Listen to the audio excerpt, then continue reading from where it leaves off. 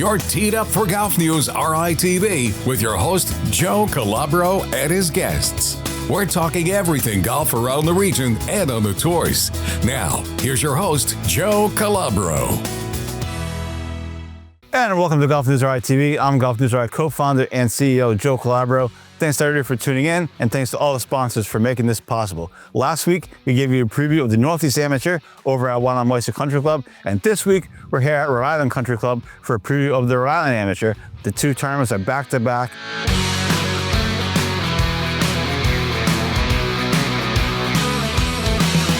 So entering this week, Bobby Leopold comes in with 5 state amateur titles. He needs one more to tie Daniel Fairchild with 6. Fairchild played in the early 1900s, and Leopold has 5, tied with Robert Allen and Cameron Quinn. The other note is Leopold has won 3 of the last 4 and the last 2.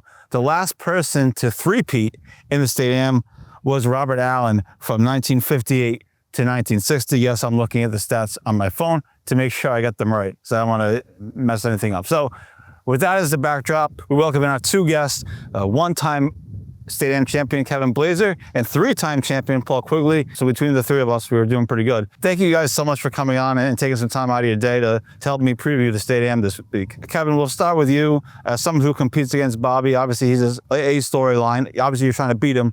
What is that like to go into battle with him? Just play your game, one shot at a time, and whatever happens, happens.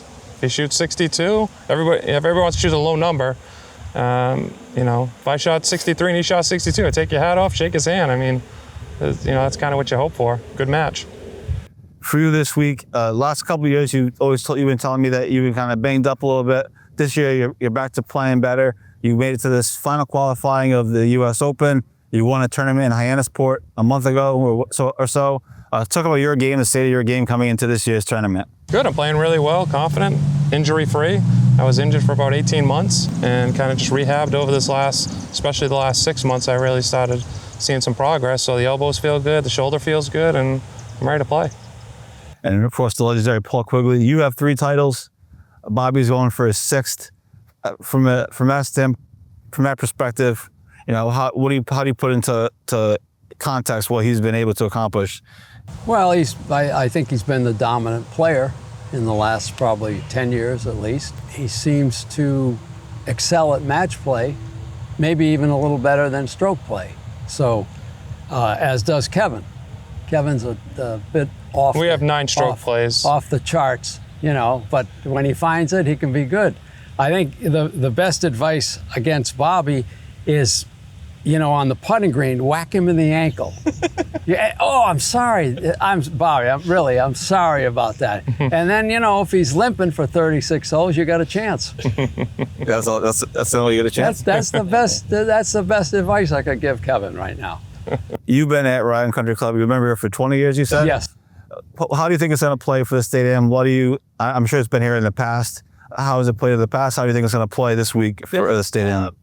I was a member here 20 years, from 79 to 99. Then I was over at Metacomet. But Dana and I caddied here all through college. We lived a mile down the road, so very familiar with the club. And the great thing at Rhode Island, it's gotten in better condition every year for the last at least 5 years. Thanks to the members, thanks to some money from CVS, that they pumped in when they had the tournament here that we still love and miss. The great thing about Rhode Island Country Club, in my opinion, is there's no trick holes. The holes are right in front of you. You can decide. A perfect example is the 6th hole. It's about, from the back tees, it's probably 320. Kevin and some of the long hitters could probably drive it on the green. You could lay up with an iron and have a 75, 80-yard wedge shot. You can lay up to your number. And so there's no one way to play the course. I think it's a great course for course management, and anybody has a chance. We played last week, and the course was in really, really good shape. Yeah, I mean, is it ever in bad shape? I mean, the greens are just rolling flawless. It's improved every year, and at least the last 5 years. I'm not sure when they got this current greenskeeper, but he's done a phenomenal job. The membership is behind him. They've changed. They've taken a lot of the trees down. I don't like all of the trees down, but you know they've done I do. for the most. Yeah, of course. But for the most part, they've done a good job with that, and it just gets better every year. Kevin, for you as a recent State Am champ, obviously a different course. How do you use that experience from being a past champion to carry into this week? You just got to be ready for a lot of golf for the week. Your stamina, you have to have the stamina, because it really is a long week. Just thinking back, I'm really, you know, every day you're getting up at, you know, say 5 a.m. and, you know, get to the course, play a lot of golf. Yeah, especially to do short play rounds, then obviously match play. Hopefully you can end, depending on who you got, you can end some of your matches early. Yeah, you're playing early matches, and you still got to figure 36 a day is what you got to have that mindset of 36 a day every day. You know, it was a mindset with me. I felt that I was in better shape. I sound like Gary Player, but I felt that I was in better shape. I wanted the conditions as tough as they could be. I wanted it 100 degrees, and I wanted 36 every day. You actually had that at Wannamoisa probably 15 years ago. It was. And you were out there looping your own bag. 6 degrees or something. But I mean, you know, it is. You're there, so you might as well make the most of it. Looking back at the history of the State Am, obviously, I talked about that era with yourself and Billy and Brad, and obviously Brett and Pat. What was that like to compete? Like, I mean, they weren't who they are now, maybe necessarily, but you know, they obviously were great players. Yes. But what was that like to compete? You could tell with. I think one year you won, and then the next year your son Brett won the next year. He beat me in the semifinals.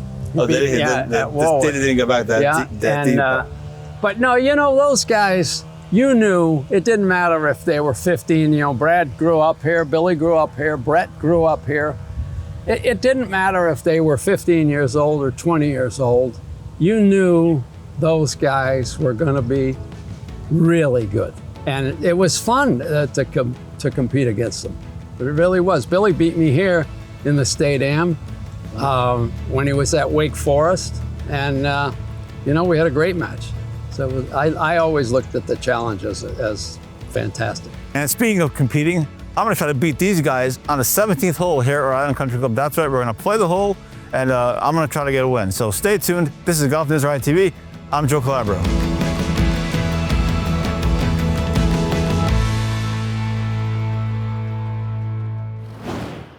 .132. And welcome back to GolfNewsRI TV as our preview of the Rhode Island Amateur continues here at Rhode Island Country Club. Again, joined by Kevin Blaser and Paul Quigley, two former State Am champs. Paul has 3, Kevin has 1 for now. And we like to say 4 combined. 4 combined. Between the 3 of us, we have 4 State Am titles combined. So that's good. So we're on the 17th hole, iconic par 3. Years ago during the CBS Classic, there were back-to-back hole-in-ones here. We're gonna try to make back-to-back hole-in-ones today. But just before we tee off here, we're gonna play the hole. What are the challenges of this hole? What should people look for when they're coming to watch the State Am, or perhaps when they're playing the State Am and they get to this hole? I would say the wind. Definitely. You can't fit back in here. It's hard to feel any wind, but out at that green, which is exposed, there's quite a lot of wind usually, normally.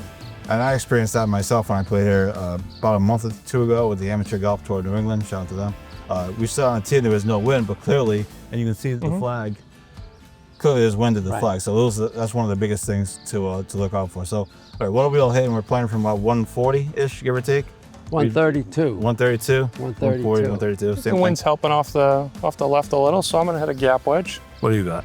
Well, I've got Kevin's clubs because I left mine in Florida. So I've got Kevin's 8-iron. That's if I hit the green, I'm going to switch back to steel shafts. All right, I'm hitting a 9-iron.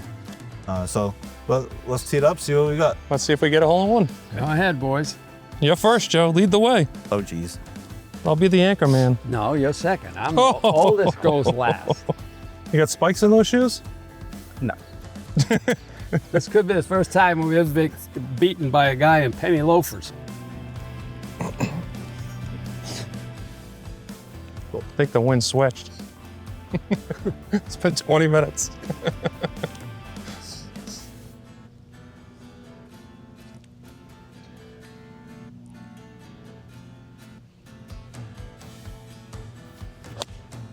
Wow, look at this. We might get a yeah. 1. Great shot. Nice shot, Joe. Great shot. Look at that. You had it. All right, we're done. Show's over. He had it teed up. I thought he was hitting 5-wood. He had it teed up so high. How are you off the grass? You all right with the shot off the grass, or is it better off a tee? I try to tee it up low. Yeah, With the irons. I don't know if I like this club now.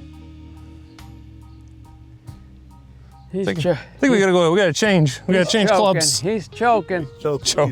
In the CVS Classic, I think might have been the first year that they played, there were 2 consecutive hole-in-ones. And I caddied for Dana and Devin caddied for Brett. And Keep talking, that's fine. I think we were on this hole. Either this hole. Keep talking.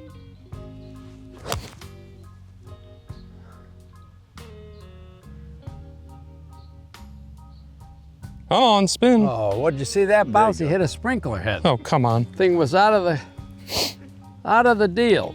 Come on. Guys. I gotta tee it high like Joe. I didn't tee it that high. Tee it high, let it fly. That's it. That's it.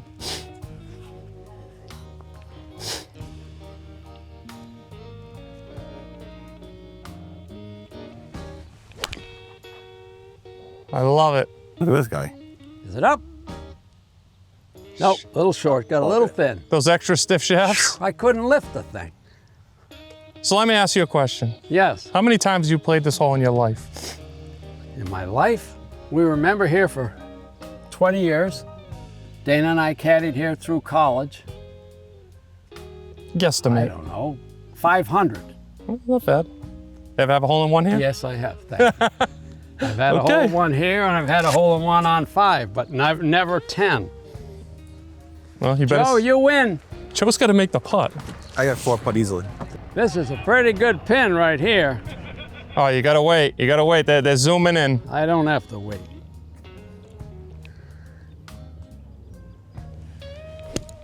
Good shot. Oh! Nicks the pin. Oh my goodness. Boys want the pin out? Yeah, we'll take the pin out.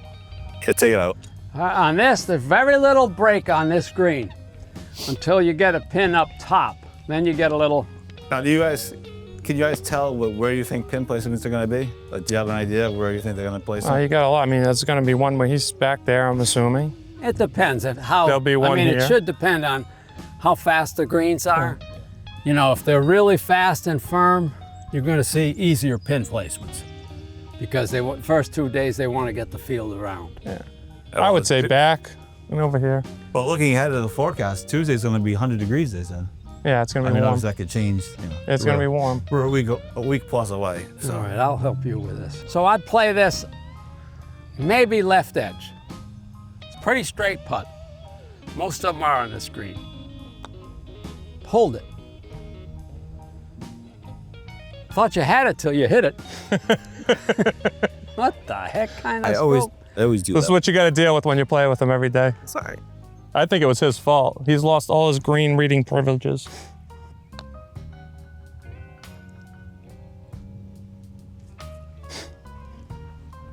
Nice putt. Okay, nice putt. You Yeah, got, so much for it straight. who knows where you started it? What's that? What was that? It's as good as your putt. All right, Joe. The pressure's on. Yeah, you played a break, didn't you? A little bit. Yeah, it's straight. That's all right. You had the best shot. That's why I'm not playing in the state amateur and these guys are. All right, this is the 17th hole. It's going to be one of the key holes in the AM, which is June 23rd here at Rhode Island Country Club. Free to come watch, of course. Now, last year, I interviewed Bobby Leopold, the head of the amateur, and he won. So if you win the amateur, I'm just saying, you're going to start charging. So. I like this. If he wins the amateur, I'm going to come out of retirement. Hey, welcome back to GolfNewsRI TV. I'm Joe Calabro. We are here at Rhode Island Country Club ahead of the Rhode Island Amateur, which will be held here from the 23rd to the 28th. Come on down, GolfNewsRI, of course, we'll have full coverage of it all week long, video, written content, and much more. And hopefully Kevin Blaser can have a good week. As I mentioned, he just won the 17th hole, the 17th battle, but I didn't embarrass myself. I hit a good tee shot, but it was a fun In penny loafers. in dress shoes. Yeah. Thoughts from you guys just on the stadium, how it's going to play, the field. Obviously, these tournaments last year was epic, obviously, with Bobby and Mike Hamilton. You and Mike had an epic finish a couple years ago. Can we get another epic finish this year? Is it going to be, you think it's going to be interesting? I think you will. I think the course is playing great. I think as the weather's supposed to be great, very warm. Was it 85, 90 degrees? They can get this place. 100 degrees on Tuesday. Yeah, they can get this place to play however they want. I hope Bobby Ward is generous with the pins, not too crazy, or McKenna. I think we can get. I think we can have some good golf this week. We're on 18th behind us. What do you think of 18 as a closing hole? When I see it, we mentioned it earlier, I still see like the grandstands of the CVS Charity Classic here. Like I still envision those because that's where obviously the stands used to be all the way down. And what do you think of 18 here as a closing hole? Great finishing hole. I hope I never have to make it that far in a winning sense, but it is a really good. Hey. It goes both ways. I know, I'm just saying. But no, great finishing hole. Absolutely. Now, on 17, we saw you hit out of a bunker, almost knock it in. And you have a funny story about, you were just telling us off the air about the bunkers. Yes, I'm 80 now. So I told the grandkids a couple of years ago, I said, listen, when I die, we're going to cremate me. And you're going to take my ashes down by the 17th green at Rhode Island Country Club, sprinkle them in the bunker. My oldest says, why is that, Pops? I said, because I know I can get out of a bunker. And they said, okay, that's the deal. So I had to do that to just make sure. So you put in the bunker on purpose? Yeah, absolutely. Otherwise, we couldn't have told the story. One other thing, based on the history lesson you've been giving us, it's Hamilton's turn to win. Did he lose in the finals 2 years in a row? 2 out of 3. Oh, 2 out of 3. 2 out of 3, yeah. Okay. Well, maybe it's not his turn then. Oh, ouch. I lost to Billy Andrade here. I think it was 83 or 84. I lost to Leo Marcotte in 74. 74, 83 on Billy I lost. So I lost twice before I won one. So Here? No, I didn't. Oh, I didn't win here. Oh, you didn't win here? No, I think Valois won when it was here last time. It's a great course. It's a great place, and it will be a good test for the players. Yeah, absolutely. We're looking forward to it. Northeast Amateur right to the State Amateur is exciting 2 weeks, and then the Women's Amateur at Alpine is a couple of weeks after that. So exciting couple of weeks here at Rhode Island for golf. GolfNewsRI, we're super excited and honored to be the official media partner for the upcoming Kevin Quigley Memorial Tournament. It's August 18th at Crestwood Country Club. Just some thoughts from you on Devin and obviously on the tournament you guys are going to play, the tag team over here, the dynamic duo. Thoughts from you on the tournament, on Devin, and just from that perspective. I think it's a great cause. Number one, Dana will be up, so we're looking for great participation, and it's funny or ironic, the 18th would be Devin's birthday. Right. And he and Brett were born on the same day, 15 years apart. I don't know if Brett's going to be in town. I know if he's anywhere close, he'll be here too. But yeah, I think Kevin and I are going to play with his son and my grandson. The only thing is that Kevin can't ride with his son. Not happening. They'll argue too much, so we'll have to split up the team, which is exactly what we had to do with Dana and I, because Brett wouldn't ride with me. So he and Devin, every time we played, he and Devin rode together, and Dana got stuck with me. No, he caddied for me in the last tournament, and he did very well. But yeah, it's going to be an awesome cause, August 18th at Crestwood, like Paul says. Benefits URI and East Providence. And East Providence, yep. If you want to get involved, you can email Greg Burke, the head coach of the URI golf team, at gburke@uri.edu. We've been showing the graphics. There's a click-through now on the GolfNewsRI website that will take you to the information that you need. And so we're looking forward to that as well. We're also looking forward to the State Amateur this week at Rhode Island Country Club. So stay tuned all week long for coverage of that as well. And guys, thank you so much for coming on. I really appreciate it. Paul, it was good to see you. Thank you. Thanks so much for taking some time. Thank you. And good luck. Are you playing this year? I am not. I withdrew. But I'm going to be there next year. Kevin, good luck to you. And thanks again for all you guys all continue to support us, obviously. He's going to carry the bag for me, though, he said. Yeah. Oh, all right. Not enough money. Not enough money. All right. Well, thanks everyone for tuning in. This has been GolfNewsRI TV. We are previewing the Rhode Island Amateur here at Rhode Island Country Club. Thank you to the Rhode Island Country Club for letting us do this. And I know they have a big outing coming up, so thank you to them. So we'll talk to you next week from the Rhode Island Amateur. This is GolfNewsRI TV. I'm Joe Calabro. Talk to you next week. You've been watching Golf News RI TV with host Joe Calabro.